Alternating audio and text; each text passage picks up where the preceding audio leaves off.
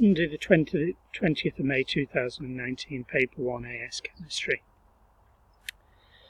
Question 1.1. Sodium fluoride contains sodium ions and fluoride ions, Na plus and F minus, of the same electron configuration.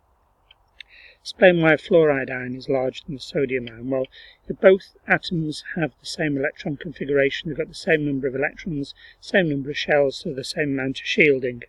Sodium has more protons, however, because the number of protons isn't changed, so it's got a greater nuclear attraction, therefore a smaller size.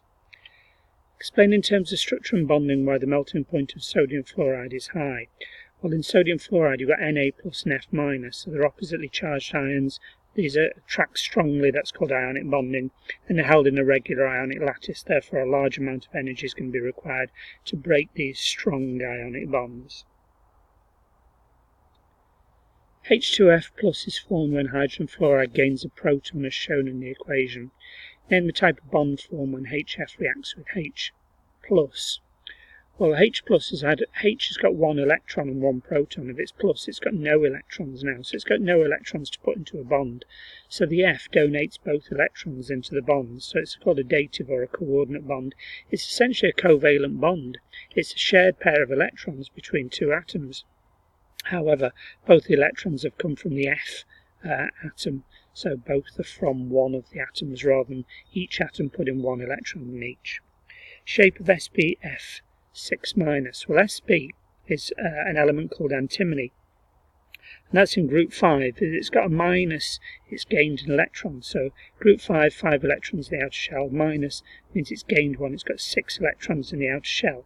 6 F's come along and bond, so you've got 6 bonding pairs. 6 bonding pairs repel equally, and that's going to go into an octahedral shape with a bond angle of 90. H2F plus. F is in group 7. If it's plus, it's got 6 electrons in the outer shell. 2 of them bond to the 2 F's, and the remaining 6 electrons go in 2 lone pairs. 1, 2, 3, 4, 5, 6. So 2 lone pairs are going to repel most, so the lone pair repulsion is greatest, followed by lone pair, bonding pair, followed by bonding pair, bonding pair. So if it was 4 bonding pairs, it would be 109.5. Replace a bonding pair with a lone pair, it comes down by 2.5 down to 107 degrees. Another bonding pair replaced by a lone pair comes down by another 2.5 to 104.5. So it's bent or V-shaped, either of those will do.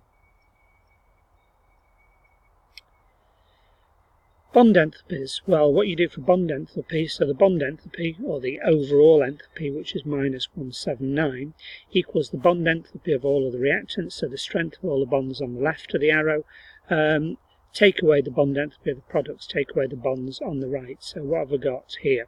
So minus 179, which is the overall bond enthalpy, is the bond enthalpy of the reactants. That's a C to C triple bond in 837, 2 C to H's, which is 412. Added 2 lots of HF, 2 lots of 562. Take away any bonds on the right, so that's 1, 2, 3, 4 C to H's, so take away 4 times 412, and take away 2 times CF, 2 times 516. What's it trying to find out? Calculate a value for the bond enthalpy of the C2F bond. Sorry, we don't know the C2F bonds, but the H2F bonds, sorry, we've not got the C2F bonds, so they're unknown here. We solved this calculation, and 2 to CF bonds is 1316 divided by 2. The C2F bond is 658. The bond enthalpies are always positive because it's the energy needed to be put in an endothermic reaction to break a bond.